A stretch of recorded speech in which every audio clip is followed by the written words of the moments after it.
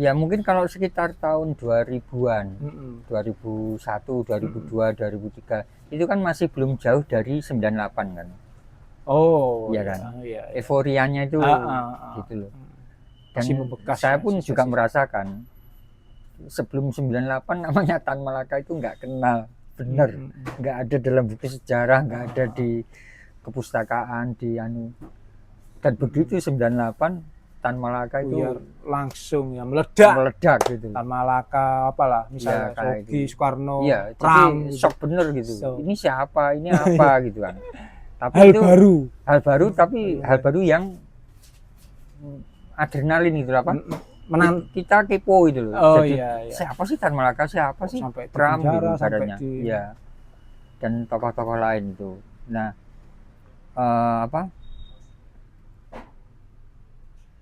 apa yang dilakukan seperti INSIS atau semacam itu ya? Penerbit sejenis. Ya, entah Resis, entah sebenarnya nggak hanya mereka ya, banyak ya. Banyak. Ini masih kaitannya dengan 98 tadi ya, apa? Ya. Ada Elkis, iya kan? Yes. Ada Irkisot, ada aduh, nek disebut banyak itu. Jala Sutra. Ya, Jala Sutra. Ya. Saya sudah mulai lupa tapi banyak. Ya. Intinya apa? Euforia tadi. Awalnya euforia, tapi yang mereka bawa apapun nama penerbitan itu, menurut saya agak sedikit apa ya? Mendahului. Oke, mendahului gimana, Mas? Melampaui apa mendahului ya? Jadi kita entah INSIS apapun namanya tadi memberikan sesuatu yang masyarakat itu belum masih siap. Apa ini? Panganan apa ini gitu. Shock akhirnya. Ya mungkin juga belum shock atau enggak shock tapi kaget kaget tapi bagi yang kemudian istilah makanan menyenangi makanan itu ternyata ini makanan bergizi gitu. Yang kami nggak kenal sebelumnya dan nggak ada yang mengenalkan akhirnya entah karena dilarang entah karena di zaman Orde Baru ya.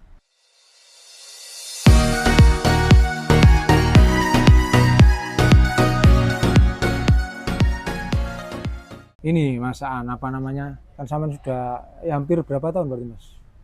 25 ya, lebih ya itu. Kalau dihitung dari hampir 30 tahun ya mungkin ya dari INSIS dari 99 ya 9 lah ya 25 tahun kalau dari genap 25 tahun berarti 25 tahun iya 25 tahun lebih dikit lah ya itu apa namanya kok sampean bisa bertahan sampai hari ini motivasinya apa? Senang dari senang tetap buku. Senang terus iya. Bukunya kok bisa stabil senang. Kesenangan sampean kepada buku kok bisa stabil jadi wong seneng kan kadang mana itu Mas ya, oh tentu ada juga ada ya masa masa apa gitu tapi kejenuhan itu istilahnya hanya apa kayak bukan yang sesuatu yang prinsip gitu loh mengganggunya itu cuma bias-bias gitu semu wah lagi pamane engko ditinggal ngopi-ngopi karo apa ngono wis ilang neh jenuhe gitu senang karo apa nih Mas buku ya karena tadi kita baca ya perjumpaan oh iya ya karena mungkin konteks bukunya sama perjumpaan dengan pembeli-pembeli tadi iya tanpa saya ke Sulawesi saya bisa tahu Sulawesi tanpa saya ke Dayak saya tahu Dayak lewat buku Oke. Tapi kalau apa saya harus ke Sulawesi kan duitnya sopo. Nah itu dibantu oleh kesenangan saya yaitu baca buku. Kan saya punya kayak apa ya semboyan apa itu. Gimana semboyan nih Mas? Dengan buku itu kita nggak kemana-mana tapi di mana-mana. Oke, kayak traveling. Iya. Tapi kita nggak kemana-mana. Tetap di sini tapi kita di mana-mana ada. Iya. Ya karena yang kita baca kan macam-macam penulisnya dari berbagai latar belakang. Pemane dodolan buku ketemu banyak orang dari berbagai suku. Nah itu yang nggak ada harganya. Jadi sampai ini koyo ensiklopedia ngono kira-kira. Kan maksudnya belajar terus Mas 25 tahun itu kan. Nah. Iya. Jadi kalau ketemu Mas Aan itu tanya buku apa itu sudah tahu isinya itu misalnya teman-teman. Nah itu. Iya. Tapi sampean memang kan berangkatnya dari biasa baca buku sejak kecil. Kelas piro Mas? SD. Siapa yang biasa Mas? Ya tentu orang tua guru atau waktu itu? Iya, yang KWS, ibu guru, bapak PNS. Oke. Iya. Memang orang tua juga biasa baca buku. Maksudnya ngoleksi buku juga. Membelikan iya, buku. Almarhum bapak. Kalau ibu rumah tangga dan memang dia guru tapi bukan kemudian ngoleksi buku gitu. Kalau ibu, kalau bapak memang ngoleksi tapi juga nggak banyak. Tapi yang penting kalaupun masalah ngoleksi nggak mengoleksinya, tapi mereka seneng lah anaknya baca, mereka sendiri seneng baca. Sampai dibelikan buku sama orang tua? Iya, pernah. Berarti berdampak ya maksudnya? Pola seperti itu Mas ya? Cuma anunya berbeda apa? Kesukaan saya di waktu kecil itu bukunya novel, cerita. Kan sesuai perkembangan psikologi manusia Mas. Masa saya cilik Das Kapital. Kan ya repot. Ya, jadi teman-teman, Mas Aan ini sejak SD sudah baca buku, ya sedikit banyak terpengaruh ya sama dari orang tuanya gitu kan, yang guru gitu, ada koleksinya dibaca, dan juga Mas Aan dibelikan sama orang tuanya, dan sampai saat ini ya menyukai buku dan hidup dari hidup dari buku. Bisa dikatakan hidup dan menghidupkan buku. Iya. Ya. Oke. Bahkan kalau kita itu melakukannya karena motifnya terutama kesenangan atau passionnya itu, maka menghidupi itu bonusnya. Jadi saya dari dulu juga nggak pernah takut bahwa dengan di buku itu saya nggak bisa hidup atau apa tuh. Nyatanya sampai sekarang survive 25 tahun. Ya kalau lebih didetailkan ada bukti-buktinya gitu loh.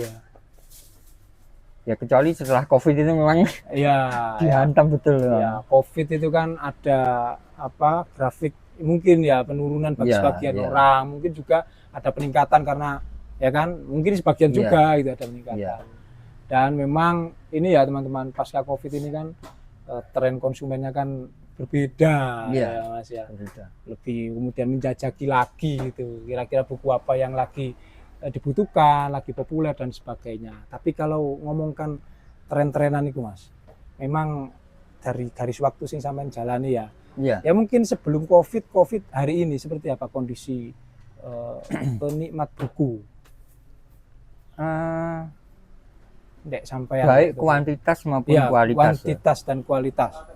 Ya kalau kuantitas itu bisa dikatakan retail maupun bazar. Itu yang datang itu kayak pasar senggol. Kalau pas jam-jam rame gitu. Setelah COVID nggak pernah ada pasar senggol itu. Jadi kayak di sini sendiri retail ini, lapak-lapak ini. Kalau pas sebelum corona, kalau pas ada kalau pas sore jam 3 ke atas itu. 3 sore. Ya sampai maghrib lah. Itu kadang kita berbagi keringat gitu. Ya, karena saking banyaknya orang. Banyak dan kios juga enggak luas-luas amat ya. Iya, akhirnya besar-besaran. Dan itu enggak terjadi lagi setelah corona. Oke. Terus belum, semoga belum ya. Ya belum. Enggak. Menurut saya memang enggak bisa lagi. Bisa ya. Enggak bisa mengulangi lagi sebelum, atau ya. Sudah berubah semuanya. Berubah ya. Karena dan mungkin berubah kemana saya enggak tahu juga. Apa loka pasar semakin ramai? Salah satu aja. Salah satu apa namanya? Tidak sepenuhnya ya. Ya tidak sepenuhnya. Gitu. Tapi kalau menurut saya ya karena apa? Seperti ada yang bilang gadget, ada yang bilang tentang apa? Ini gaya hidup. Berubahnya gaya hidup. Oke. Gitu loh. Ya sekarang ibaratnya AI. Iya. Lah itu loh. Lah ngapain baca buku gitu loh. Bener. Bikin makalah langsung minta bantuan AI. Aku pengen diceritain Harry Potter dong. Udah. Pasang headset. Si AI yang baca, kita nggak baca. Dan YouTube Mas. Ya. YouTube lebih parah AI menurut saya. Ya. Kalau kita instan ya karena ya. Ya karena apa ya? Ya kalau kita menyalahartikan atau apa, menyalahgunakan istilahnya. Tidak memakai AI dengan semestinya. Dengan itu kan intinya itu alat bantu kan. Tapi kalau itu kita jadikan gantungan lah itu yang bahaya. Di Insis Resis itu kan terkenal sama penerbit ini ya Mas ya, maksudnya dengan konten-konten sosial politik yang Iya. progresif, yang mungkin dengan muatan apa ya, politis gitu ya. Ya itu bagaimana pengalaman sampai menjual buku-buku sospol itu? Iya. Apa menariknya waktu itu buku-buku sospol, buku kiri-kiri ya istilahnya di waktu itu ya Mas ya? Iya. Ya. Gimana bisa diceritakan buku-buku kiri itu sejauh mana dulu pasarnya? Ya mungkin kalau sekitar tahun 2000-an, 2001, 2002, 2003 itu kan masih belum jauh dari 98 kan. Oh, iya kan. Iya. Euforianya itu gitu loh. Dan masih membekas. Saya pun juga merasakan sebelum 98 namanya Tan Malaka itu nggak kenal, bener, nggak ada dalam buku sejarah, nggak ada di kepustakaan, di anu. Dan begitu 98 Tan Malaka itu ya, langsung ya meledak gitu. Tan Malaka apalah misalnya ya, Sogi, Soekarno, ya, Pram, jadi shock bener gitu. So. Ini siapa? Ini apa gitu kan. Tapi hal itu baru tapi hal baru yang adrenalin gitu apa? Kita kepo gitu loh. Oh, jadi iya. siapa sih Tan Malaka? Siapa sih sampai Pram gitu sampai ya.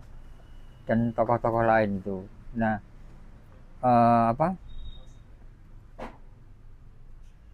apa yang dilakukan seperti INSIS atau semacam itu ya? Penerbit sejenis. Ya, entah Resis, entah sebenarnya enggak hanya mereka ya, banyak ya. Banyak. Ini masih kaitannya dengan 98 tadi ya, apa? Ya. Ada Elkis, iya kan? Yes. Ada Irkisot, ada aduh, nek disebut banyak itu. Jala Sutra. Ya, Jala Sutra. Ya. Saya sudah mulai lupa tapi banyak. Intinya apa?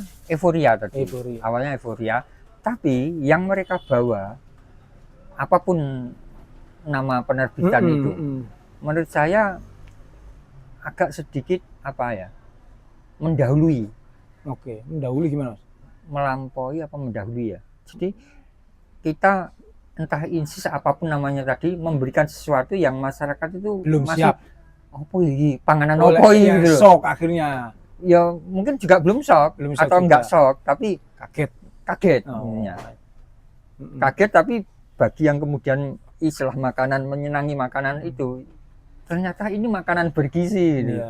Yang kami nggak kenal sebelumnya dan nggak ada yang mengenalkan akhirnya entah karena dilarang entah karena di zaman Orde Baru ya.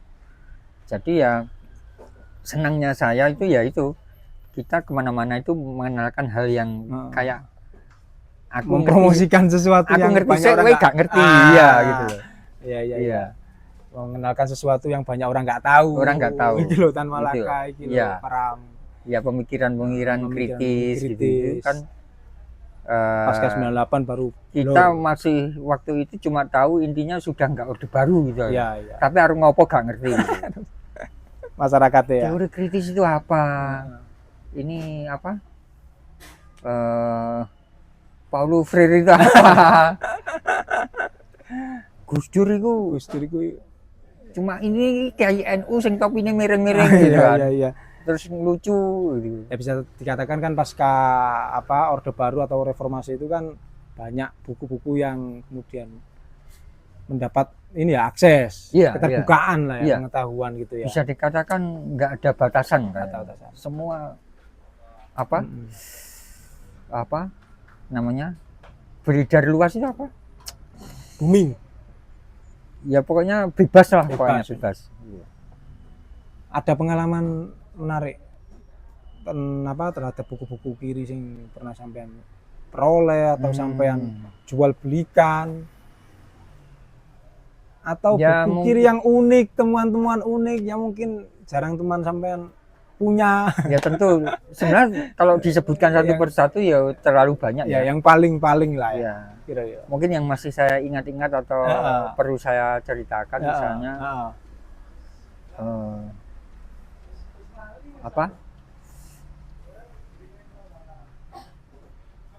ini loh. Jadi ketika buku itu saya pajang-pajang gini, ada pengunjung datang. Ini nggak sekali saya alami. Saya lupa, tapi nggak sekali. Sekali, 2 kali, 3 kali. Lebih ya. Ya. Gimana? Ketika di toko, ketika pameran itu pernah. Saya didatangi orang yang buku-buku gini tuh gunanya apa, Mas? Oke. Gitu. Atau buku-buku ini kok kayak ngajarkan sesuatu yang jelek gitu. Gitu loh. Ya bagi saya nggak masalah dengan, ya saya anggap ini kan karena nggak tahu aja gitu. Itu yang berkali-kali saya alami itu dalam berbagai kesempatan itu, ketika buku itu saya pajang, ada sejumlah orang yang mungkin karena ketidaktahuannya tadi. Yang dituding buku apa, Mas? Waktu itu saya ingat sampean yang dituding buku apa? Ya termasuk tentunya Mbah Jenggot lah, pasti. Mbah Jenggot. Karl Marx. Karl Marx.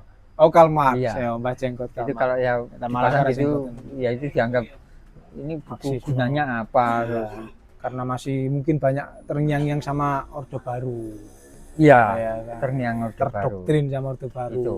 Marxisme. Iya. Ya kan. Oke. Itu satu pengalaman yang menarik menurut saya, bahwa apa,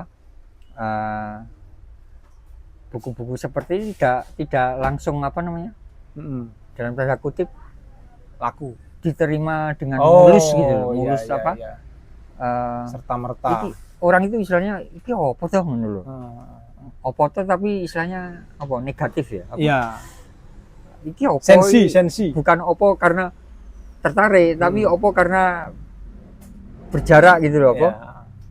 Atau apakah antipati? Iya. Gitu.